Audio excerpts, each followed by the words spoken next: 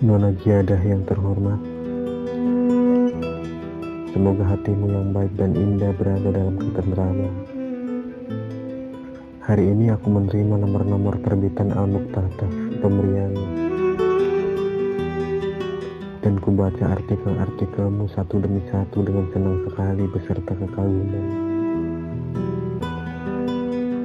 Dalam artikel-artikelmu kutemukan pengantar mengenai segala kecenderungan dan kecondongan yang telah begitu lama menarik-narik hatiku dan menggayuti mimpiku.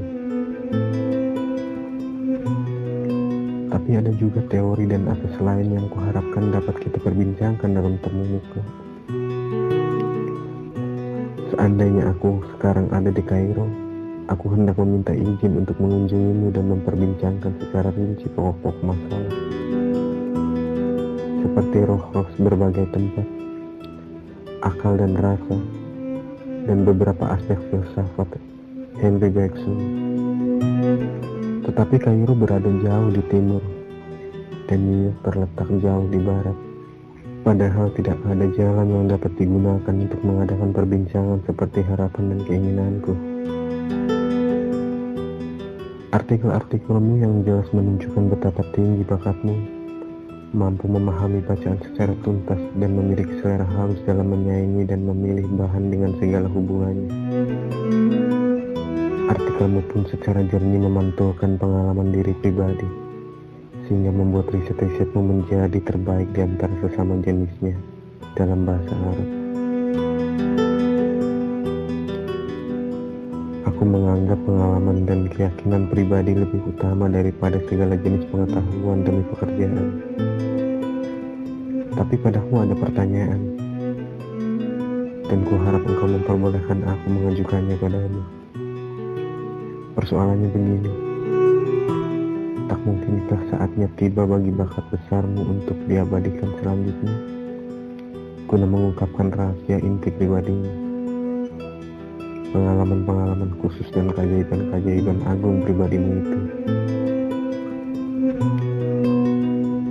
Bukankah keindahan kreativitas lebih abadi daripada kajian terhadap orang-orang yang kreatif?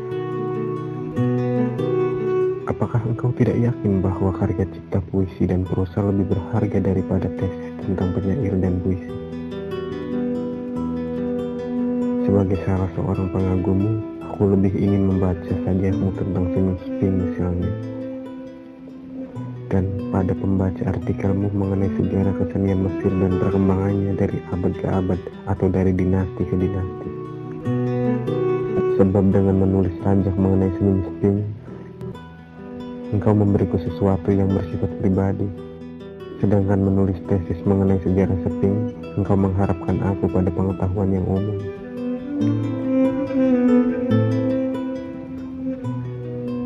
Tapi apa yang aku ketahui bukannya tidak dapat diajukan dengan kemampuan dalam mengungkapkan pengalaman pribadi yang sesuai bila menulis mengenai sejarah kesenian Mesir. Namun demikian, aku berpendapat bahwa kesenian, ekspresi daripada segala yang mengalir, bergerak dan menjadi saripati jiwa seseorang, lebih sesuai dan mengena pada bakatmu yang khas daripada bidang riset. Ekspresi daripada segala yang mengalir, bergerak dan menjadi saripati masyarakat. Apa yang kukatakan tadi tidaklah lain daripada sebuah permintaan atas nama kesenian. Kuajukan permintaan itu kepadamu karena aku ingin menarikmu pada lapangan yang mempesona ini. Dan disitulah engkau akan bertemu dengan Sappho, Elizabeth Browning, Olive Craig, dan saudari-saudarimu yang telah menghadirkan tangga emas dan gading antara bumi dan langit. Semoga engkau dapat mengetahui kekagumanku, dan sudi apalah kiranya menerimamu penghormatan dari lubuk hatiku. Kudoakan Tuhan melindungimu.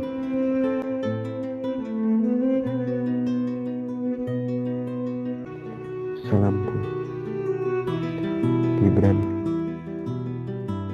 Tahlil Gibran.